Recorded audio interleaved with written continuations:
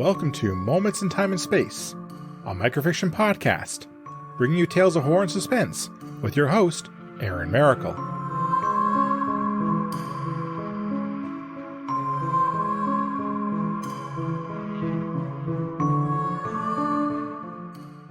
Hello everyone.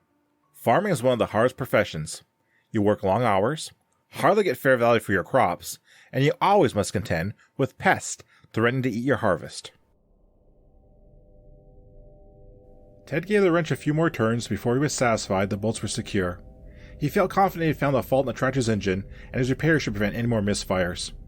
He pulled an oil-stained bandana out of his back pocket and wiped his sweaty brow.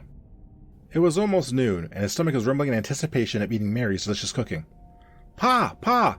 We got bugs down the corn!" Ted looked up and saw his son John flying into view, sharp he heard the boy's warning. The lanky teenager skidded to a stop and grabbed the door of the shed while he gasped for air. The kid's poor lungs are probably on fire if he sprinted all the way from the fields. "Where?" Ted asked as he slipped a bandana into his back pocket. "Between towers 18 and 19, John replied. "Go get Sam and Jake. Tell them to get their repellent and take them to where you saw the bugs. I'll meet you down there." John nodded and vanished as he took off running once again. Ted walked over to a steel cabinet and pulled open the double doors. They squeaked on worn hinges, and the farmer began to rummage inside for the stuff he would need to deal with the bugs. Spraying gear, rubber hip waders, worn oversized gloves, filter mask. He scooped it all up in his arms and jogged out of the shed.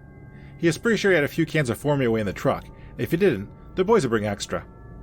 Once the gear was secure in the bed of his pickup truck, Ted climbed into the cab. He gave the horn 3 sharp blasts to let Mary know there were bugs in the crops and hoped she heard him. If the field towers were broken, they would need Doc Barry to help fix them. Doc Barry was the best tower repair person in the county, and he also lived to study these damn bugs. If Mary heard the horn, she would give him a call and he'd come up right away. With a twist of the ignition, the truck roared to life, and Ted set off towards the spot where John said he saw the bugs. It would have to be his rotten luck that it was in one of the furthest spots from the farmhouse, so it would take some time to get there. The truck bounced over the uneven ground as John headed out of the farm and drove along the fence that lined the perimeter. Along the mesh fence line, squat towers with large funnels on top were placed every 10 feet. These towers made some kind of noise that kept the bugs away from the crops. Failures were rare, and usually the other towers could compensate, but a 2-tower failure left too wide of a gap to be protected. When he arrived at Tower 18, John could see the path the bugs had cut through the corn. The mesh fence had been crushed by a mass of bodies, and he could see 2 lines of the bastards walking in and out of the cornfield. "Damn ants," Ted muttered, and he threw his truck into park. He jumped out of the truck and began to suit up as he watched the bugs raid his cornfield. The black ants were a little over 2 feet long and marched with a purpose. Those that left the field were carrying corn in their mandibles. Those walking into the field were twitching their tail to get directions from those that had already discovered it. Another pickup truck rumbled up, and Ted smiled as he saw Sam and Jake in the cab. John was riding the bed of the pickup with a grin on his face. The truck rolled to a stop, and the men climbed out. Without a word, they began to get the gear on, and John helped.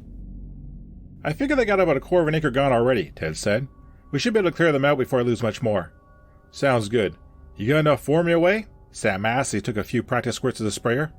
"Yeah, I got about 3 cans of the truck," Ted replied, and he heaved to his sprayer.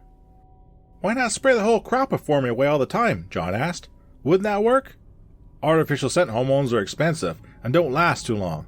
Use sparingly if you don't want to lose your farm," Jake told the teenager. "Why didn't the subsonic towers work?" "I had 2 fail at the same time," Ted said, and began to walk to the cornfield. "At the same time? They aren't supposed to do that," Jake said, and he fell behind Ted. "Not by themselves. Not without help." "You think someone messed with them?" "Can't say for sure, but I'll ask Doc Barry to take a look. For now, let's just get these bugs cleared out and the fence fixed."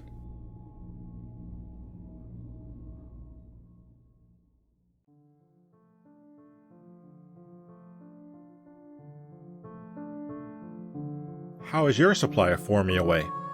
Thank you for listening. If you like what you heard, please subscribe to the podcast and leave a review. You can also follow me on Twitter and Moments in TAS. Feel free to recommend this podcast to others and help it grow. The opening and closing theme is Creepy Night by Daniel Carlton. Until next time, be safe, be smart, and be well. See you soon.